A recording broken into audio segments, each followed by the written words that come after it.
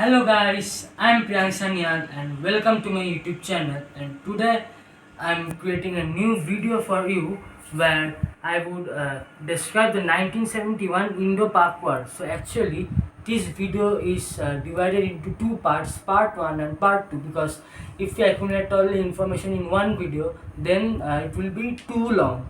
So in this video we will know that what exactly happened in the war, then which side won, then how did the superpowers like USA and former Soviet Union got involved in the war, etc., etc.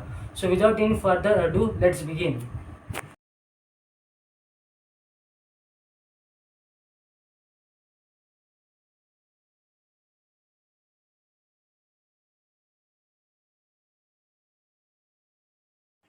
Now, this India-Pakistan war, this war was actually a confrontation between India and Pakistan, and it was the third war between India and Pakistan.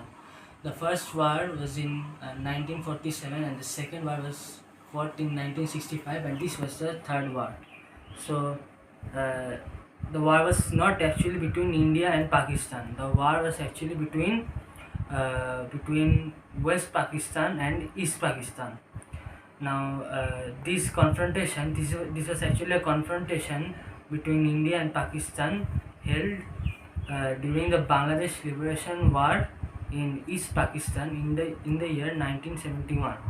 Now, the war was first started with Pakistan military Operation Genghis Khan, consisting of preemptive aerial strikes on 8 Indian air stations. Now, these strikes led to India declaring war on Pakistan, making their entry into the war for the East Pakistan independence on the side of Bengali nationalist forces.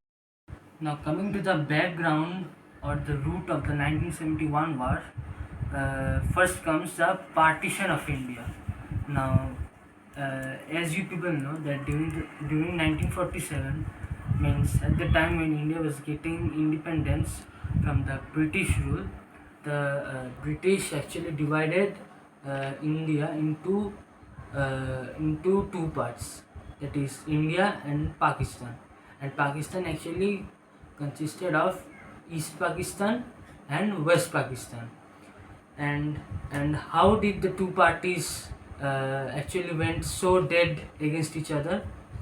This is due to the religious and the racial tensions between Bengalis and the multi-ethnic West Pakistanis.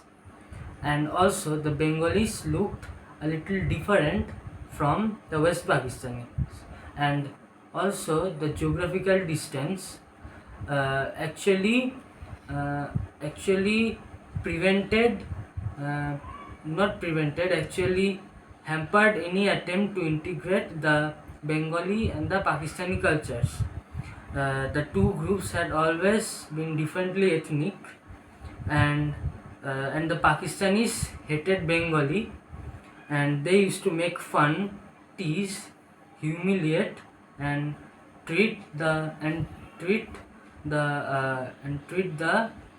Bengalis harshly, and this actually generated hatred between the two sides. And due to this, the East Pakistanis desperately wanted freedom from the dominant West Pakistanis. And previously, the partition of India by the British in 1947 and the popular language movement in 1950 and mass riots in East Bengal in 1964, mass protests in 1969 led to the resignation of President Ayub Khan of Pakistan, who invited Army Chief General Yahya Khan to take over the central government in Pakistan. Now this is the time when situation got very worse. The 1970 Pakistani general election resulted in Awami League, which was a political party from East Pakistan that was led by Sheikh Mujibur Rahman, gained 167 out of 169 seats for the East Pakistan Legislative Assembly and a near absolute majority at the National Assembly. While uh, while the vote in West Pakistan was mostly won by the Socialist Pakistan People's Party. Now, the Awami League selection success caused many West Pakistanis to fear that it would allow the Awami League to draft the constitution according to their policies and liberation. After continuous attempts of breaking down the Awami League by the Pakistanis, the Awami still continued through the path of glory. Now, on one night of 25 March 1971, Lieutenant General Tikka Khan broke down on Dhaka.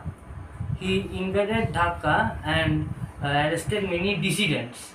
And Sheikh Mujibur Rahman also got arrested, and he was arrested on the 25th 26th March, means it was during the night, and the time was around 1:30 a.m. in the year 1971. And then he was also taken to West Pakistan, and Operation Searchlight and Operation Barisal attempted to kill the intellectual elite of the East.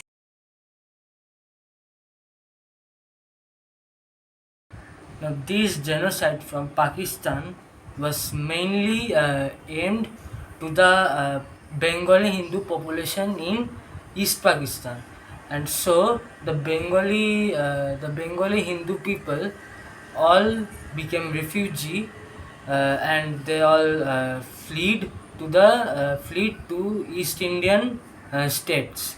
Now, at that time, the Prime Minister of India was Indira Gandhi, and she actually pointed out that instead of allowing millions and millions of refugees in the country, they should simply trigger a war against Pakistan and fight East Pakistan in getting their independence. And so she ordered her Chief of Defence Staff Sam Manekshaw to trigger war on West Pakistan. But at that time, Sam Manekshaw pointed out that the weather the climate was unfavorable, and due to this situation, and also due to India's growing economy, in this situation, if war is triggered, then it is going to be hazardous for India. And then he planned that the war should be triggered during the month of December or during the winter times in India, when Indian army would be in a better form and would be a little more dominant. And meanwhile, the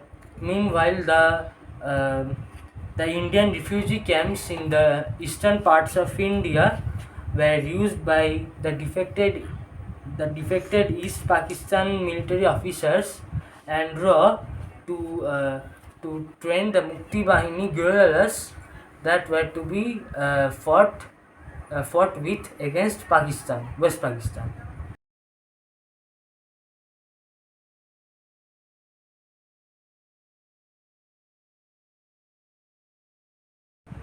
By mid-July, India had settled on a plan of attack. They strategized in this way that the ground in the east would be drier by mid-November, so it would be easier for the army to invade West Pakistan, and they would be rapidly offensive. And by the 1st and the mid of December, the snow would block the Himalayan passes, and this would limit China's ability to interfere in the war. Then suddenly as I mentioned earlier, that on 3rd December 1971, Operation Genghis Khan carried out by was undertaken by Pakistan. Now, over here, what they did was that they invaded 8 airfields in India, which included Agra, and it was 480 kilometers away from the frontier. And this Operation Genghis Khan was inspired by the success of Israeli Operation Focus in the Arab-Israeli Six-Day War.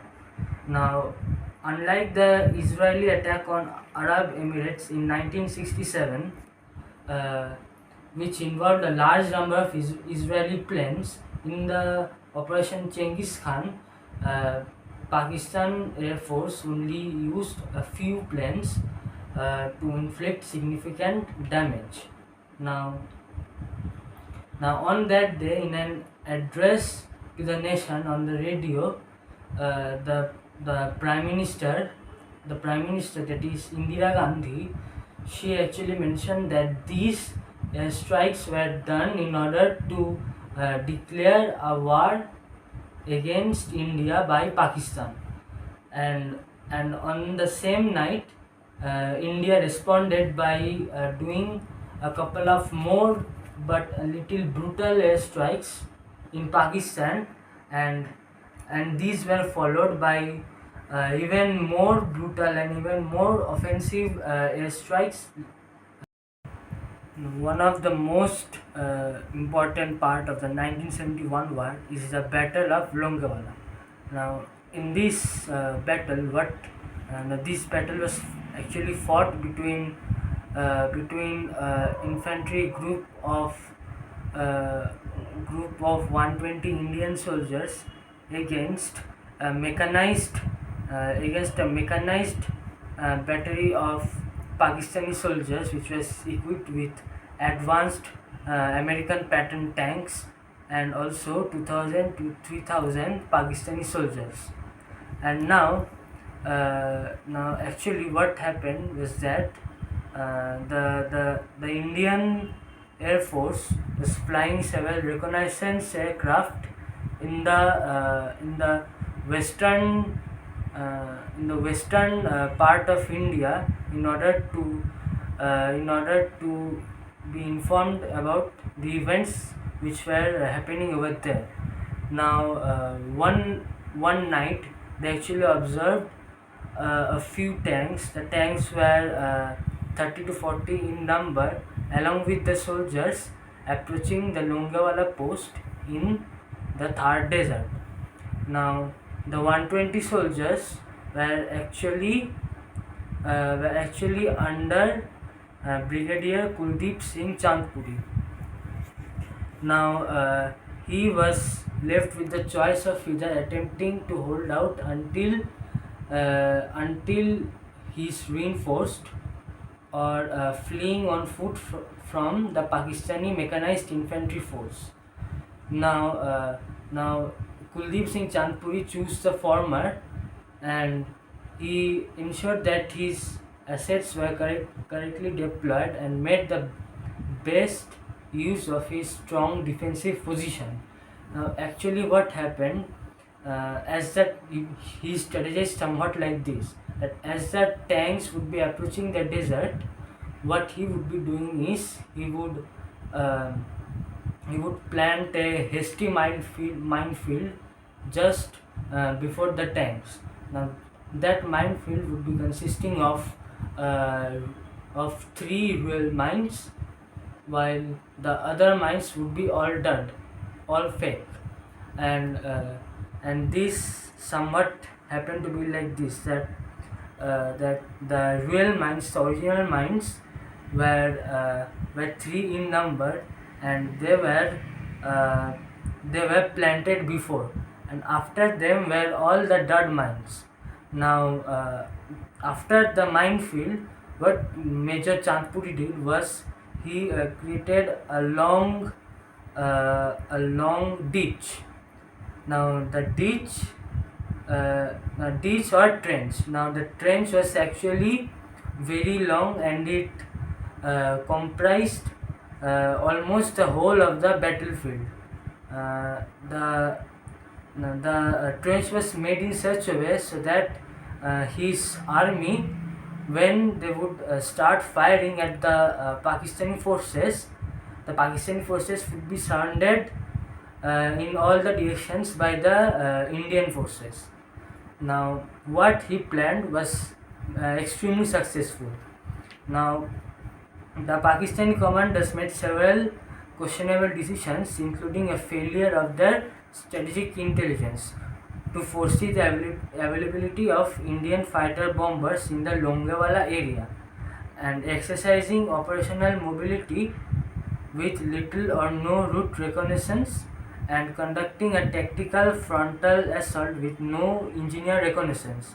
Now, all these problems actually resulted the Pakistani forces in being more vulnerable to aerial attacks, and this problem actually rose during that time.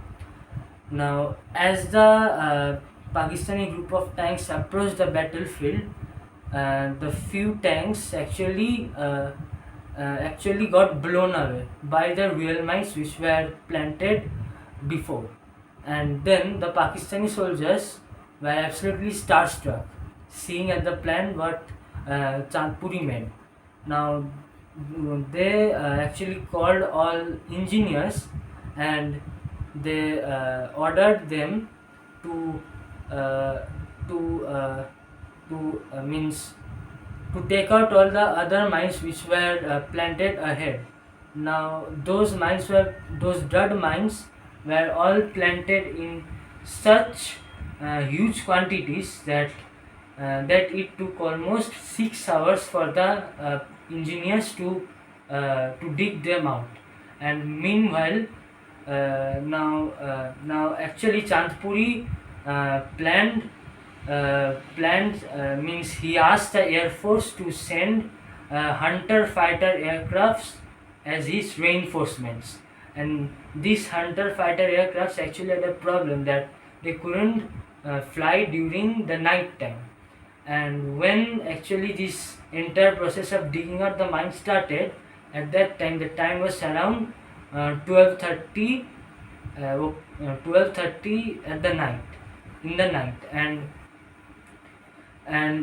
as it took 6 hours for the engineers to dig out all the dud mines, Kuldeep Chandpuri, now it was getting dawn, and towards the dawn Kuldeep Chandpuri started firing on the Pakistani forces. Now that firing was so brutal and was so surprising that the Pakistanis couldn't even realize that from which direction were all the firing from the Indian soldiers were coming. Now they were absolutely stunned, and before they could react, all the Hunter fighter aircrafts which Kuldeep Chandpuri ordered for were there in the battlefield, and they also started bombing on the Pakistani military forces. Now the Pakistan military forces bolted off from the Thar desert. Means they were so scared that they abandoned their tanks in the desert, and they fled to their own country, accepting life and liberty. And finally the Indian side, which was led by Major Kuldeep Singh Chandpuri, he must be victorious.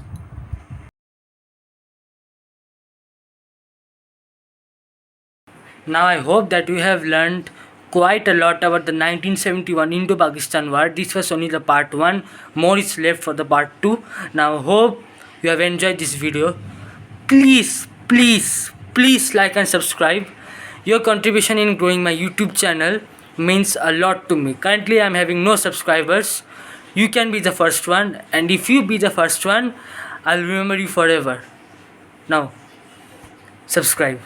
Until then, goodbye and Godspeed.